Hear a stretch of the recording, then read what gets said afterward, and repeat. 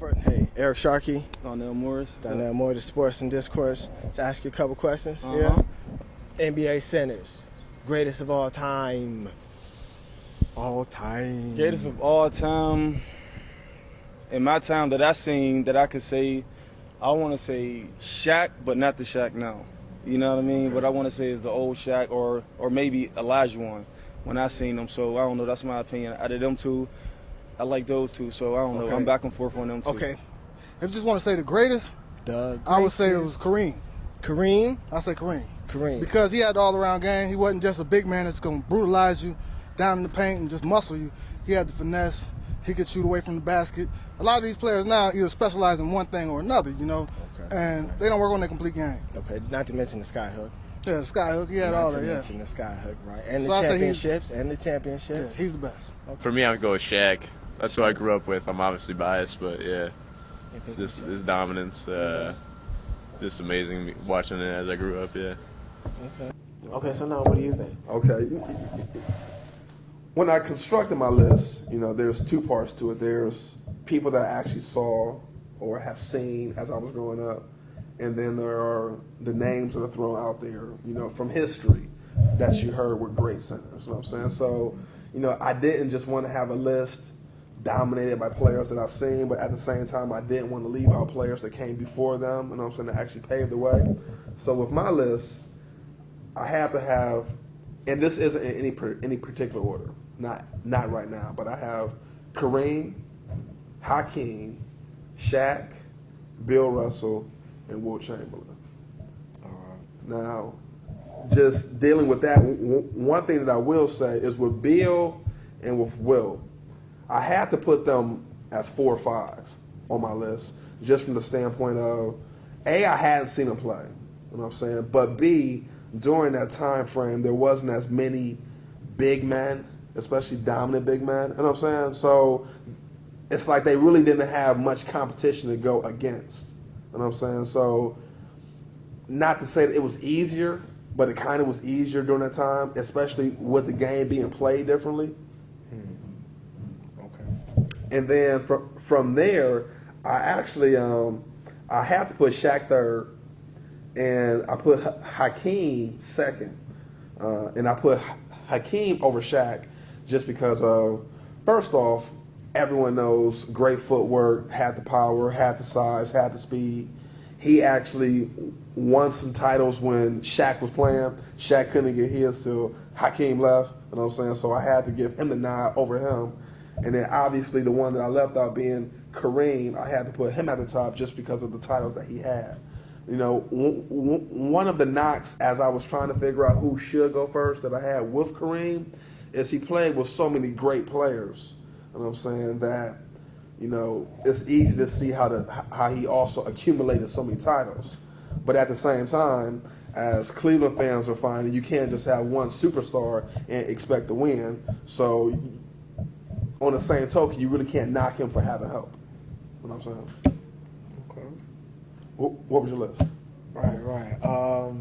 Well, and it was interesting that when you mentioned the struggle you went through in order to come up to compose your list, because I too had the same problems, wanting to, you know, respect the cast that I really didn't watch, you know, but definitely put up numbers because, you know, I guess you are kind of biased towards you know, the folks that you saw, so, you know, that was your era.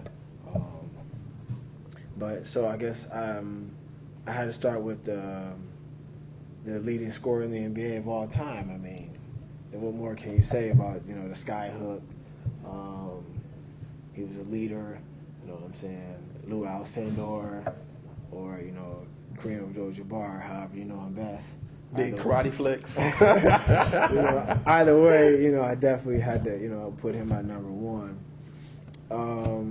And I guess the rest of the list, the dream, I have to put him on there. I like what he did for all the same reasons that you were mentioning. With definitely he's really noted for his footwork. And what I also like to say about my top 2, that these gentlemen were men. You know, they're devoted Muslims, and I mention that just to say that they're disciplined. You and it's something that's known about them. So they weren't only productive on the court, they were very productive off the court as citizens, as human beings, So I have to mention them too first for all of those reasons, because that's important to me, and I think that they were important to the game and, to everyone that they had an impact on. After that, it gets tough, because with the respect to the old school and, with the folks that I've seen. But I went with Bill Russell, and because of the championships, and as far as I'm concerned, I guess he had to be a part of that somehow. He had to be productive. He had to be instrumental. If they won that many times, it wasn't like they overlooked him every year. He had to have at least one or good two.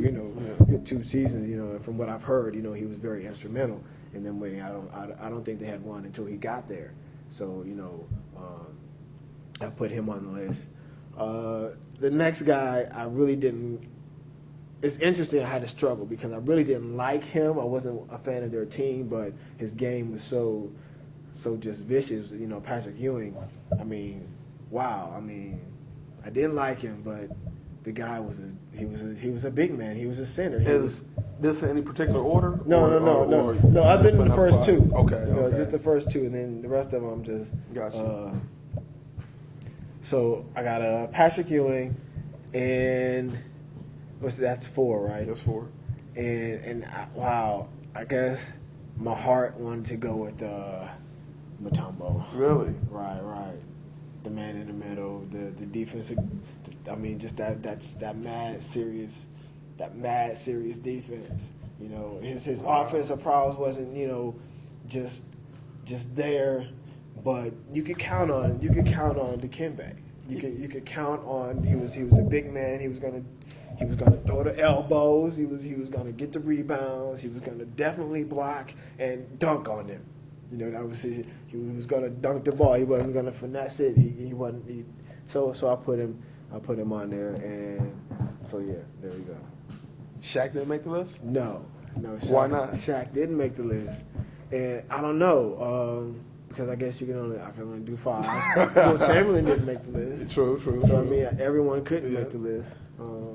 That's why, really. And you have some interesting names on there.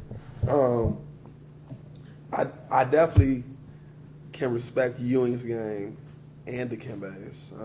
The one thing I would say about Dikembe, and obviously it's your list, so you can come up with your list. But the one thing I would say about Dikembe, at least when I was looking, is players with complete games. Like you said, his offense wasn't really there. I would put him on the list of some of the greatest defensive centers, of all time. But I don't know about greatest center. But that's just how I would look at it. No doubt. Yeah, that is very interesting now. Yeah, Dikembe and Patrick Ewing. Who, funny enough, is now teaching one of the young centers that might possibly one day be on his list. So just how that circle continues.